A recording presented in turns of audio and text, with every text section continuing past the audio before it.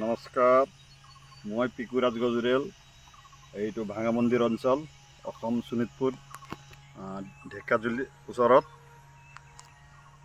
মই এইটো মোৰ বাগান চাহৰ লগত কৰিছোঁ।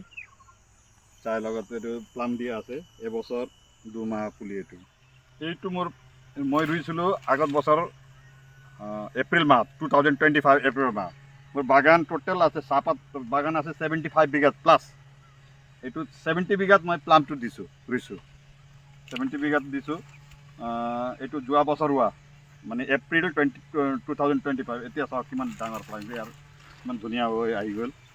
আৰু চাহৰ লগত এইটো বহুত ভাল মেচিং কৰি আছে। মোক মানুহহঁতে কৈছিলে যে ক'ত লগাবি, চাহপাতটো বেয়া কৰিব, চাহপাতটো মাটি বেয়া কৰিব, এইটো কৈ আছিল। মই এইটো মনে নাই আৰু মই ভাবিছোঁ চাহপাত লগাম বুলি প্ৰথম 10 বিঘামান লগাই দিলোঁ। চাহপাতত লগাই পেলাই লাগিছে, ভাল ৰিজাল্ট পালোঁ। কেইমাহ 2 মাহ আকৌ 15 বিঘাৰ কাৰণে এইটো কৰিছোঁ। লগে কোম্পানীয়ে পুলিও পঠাই দিলে, গভৰ্ণমেণ্টৰ ফালৰ পৰা পুলি আনিছে। তেতিয়া 25 বিঘা। তাৰপিছত আকৌ কৰোঁতে ভাল লাগিছে, পুলিটো ভাল গ্ৰ'থ দেখিছোঁ 3 মাহত। আকৌ এইটো মানে আৰু 10 বিঘাটো বঢ়াই পেলাই যোৱা বছৰে মই 45 বিঘাটো লগাই দিছিলোঁ। আৰু ভাল লাগিছে মোক, ইমান ভাল লাগিছে। এবাৰ ইমান গ্ৰ'থ দেখি পেলাই যিমান আছিলে ৰৈ যোৱা মাটি এবাৰ চব কৰি পেলাই চব পুলিটো আনি দিছে, নতুন প্লান্টেশ্যন কৰি পেলাই। যিমান মোৰ মাটি আছিল চব জাগাতে ৰুই দিলোঁ, য'ত মাটি নাই আৰু হৰ এৰিয়াত দি দিলোঁ। আৰু যেনেকৈ গ্ৰ'থ চাই পেলাই ইমান ধুনীয়া লাগিছে। আৰু ফুলটোও হৈছে এবাৰ যোৱা বছৰ এপ্ৰিলত ৰোৱা। এইটা চাওক, এতিয়া প্ৰথম বছৰটো ফুলটো হাৰ্ড আছে। এইটো ওলাব পৰা নাই। এইটো ফুলটো ফুলি আছে। এইটো চাওক, এইটো ফুলিছে। এনেকৈ পেলাব লাগে, প্ৰথম বছৰত ৰাখিব নালাগে, এনেকৈ পেলাব লাগে ফুলটো। এইটো ফুল হয়, অলপ দিন ৰ'লেতো এইটো ফলে ওলাব। এইটো 14 মাহতে মোৰ এইটো এনেকুৱা ফুলটো ওলাই গৈছে। ইয়াত ফুল হয়, এইটো ওলাই গৈছে। এইটো ফুল 14 মাহত, আৰু অহা বছৰটো কিমান ডাঙৰ হ'ব। 14 মাহৰ ফুল ইমান, অহা বছৰটো আৰু ডাঙৰ হ'ব, আৰু ফুল ফুলিব। ফুলাওঁতেতো মোৰতো অহা বছৰৰ পৰাই প্ৰডাকশ্যন শুৰু হৈ যাব। অহা বছৰৰ পৰা হ'লে তাৰপাছত নেক্সট ইয়াৰ 3 ইয়াৰ্ছতো তাৰ ফুল হ'ব। এইটোতো মোৰতো 4 বছৰ কয়, 3 বছৰতো হ'ব পাৰে।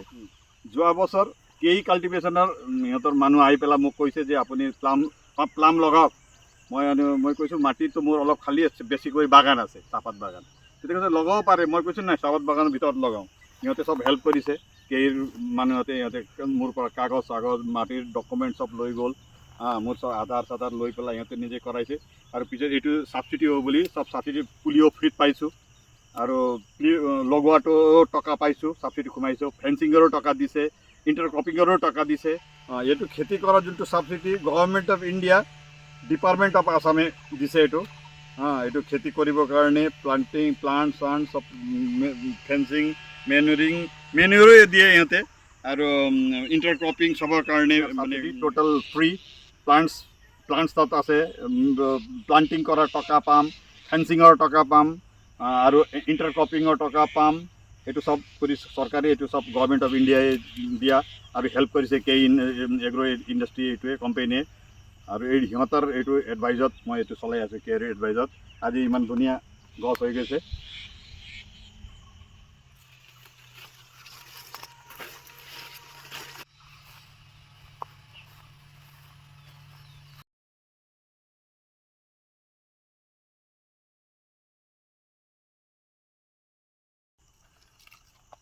তো ইমান ধুনীয়াকৈ হয়। চাহপাতটো একো নাই, প্ৰথম আপুনি লগাওঁতে চাহপাতৰ সৰু গলিত লগাই দিব, স্মল গলিত এটা পোচা খাৰ থাকে। অলপ চাহপাতটো কাটি দিব, অলপ এনেকৈ কাটি দিব। বাছ দাও দি অলপ কাটি পেলাই এইটো পুলিটো লগাই দিব। প্ৰথমটো সৰু পুলি থাকে, লগাই দিব। আৰু একো কৰিব নালাগে। আপুনি মেনুৰিং কৰিব, ইয়াত সি পাই থাকিব তাৰ ৰুটত। এনেই তাত পোচা খাৰ নিচিনা তলত পাততো থাকেই। তাৰপিছত মেনুৰিং কৰাৰ পিছত নিজে যিমান এইটো ইয়াৰ টাইম হ'ব, তাকো মেনুৰিং পাই থাকিব। এইকাৰণে গ্ৰ'থটো ভাল হৈ যায়। আপুনি যেতিয়া এটা কাটি যেতিয়া লগাব, সেইটো লগোৱাৰ পিছত প্ৰথম বছৰ অলপ কাটক, আৰু অলপ যেনেকৈ এটা পুলিও কাটিব নালাগে, ডালটো অলপ কাটি দিয়ক। মাজৰটো বনাই পেলাই আপুনি যেতিয়া 30 ফুটত আহিব, লগাই দি পেলাই থাকক। এই বছৰ একো প্ৰব্লেম নাই। আপুনি এনেকৈ খাই থাকক, চাহপাতটো খাই থাকক, এইটো হৈ থাকিব। ইয়াত যি স্প্ৰে পাব সিও স্প্ৰে পাই থাকিব। ইয়াত আপুনি ভিটামিন মাৰিব, পেষ্টিচাইড যি মাৰে ইয়াত মাৰি দিব, কপাৰ মাৰিলে মাৰি দিব। ইয়াক এই গছে একো নহয়। ফাৰ্ষ্ট ষ্টেপত আপুনি 1 মিটাৰমান এইটো কৰি দিব, তাৰপিছত 2 মিটাৰ কৰি দিব। নেক্সট ইয়াৰত 2 মিটাৰ 3 মিটাৰ কৰি দিব। 3 মিটাৰ ক্লিয়াৰ কৰি পেলাই এইটো এৰি এইটো ইণ্টাৰকামিং খাই থাকক, চাহপাত থাকক। এইটো আপুনি একো নিদিয়ে, মাজত আপুনি এইটো চাহপাত এইটো হৈ থাকক। ইয়াতে আপুনি অলপ চাফা কৰি দিব, 3 মিটাৰ চাফা কৰি দিব। তাতে আপুনি মেৰুনিচাৰিং কি কৰিব, পাতো তাত হৈ থাকিব। এই চাইড আপুনি চাহপাতটো লৈ থাকিব পাৰে 4-5 বছৰলৈকে খাই থাকিব। যেতিয়ালৈকে পূৰা শ্বেডিং নহয়, চাহপাতটো এনে শ্বেডতো হয়, এইটো লৈ থাকিব পাৰে। যেতিয়াতো প্লামটো ৰুইছিলোঁ ইয়াত, এইটো সৰু আছিল, এই চাহপাতৰ হাইটত আছিল। এই ভাবক 3 ফুট 4 ফুট এইটো অলপ পাত দেখা গৈছিল। ইমান এনেকৈ পাত দেখা গৈছিল চাহপাতৰ গছত। যোৱা বছৰ এনেকৈ আছিল এইটো গাছটো। এই বছৰ যাওক, ময়ো ভয় খাইছিলোঁ যে কি কৰিম এইটো। পিছত দেখিছোঁ এইটো বাঢ়ি গ'ল, 3 মাহ 4 মাহত ইমান ডাঙৰ হৈ গ'ল। এতিয়া চাওক মোৰকৈ ওখ হৈ গ'ল, এইটো বহুত মোৰকৈ ওখ হৈ গ'ল। আৰু এইটো এতিয়ালৈকে মই ইমান একো কাটি পেলোৱা নাই, মোৰ লোকচানো হোৱা নাই একো। চাহপাতত এতিয়ালৈকে মোক ন' এফেক্ট।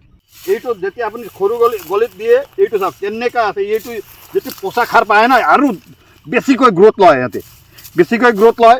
এইটো পচা চাওক, এইটো চাওক কেই বছৰ পৰা নৰমে আছে, পচা মাত্ৰ আছে। এইটো মাটি এনেকৈ নৰম আছে, এইটো শুকায়ো নাযায়। পানী নোহোৱা সময় জানুৱাৰী ফেব্ৰুৱাৰীতে শুকাই নাযায়। একদম ইহঁতৰ চেৰাটো একদম গ্ৰীণে থাকে।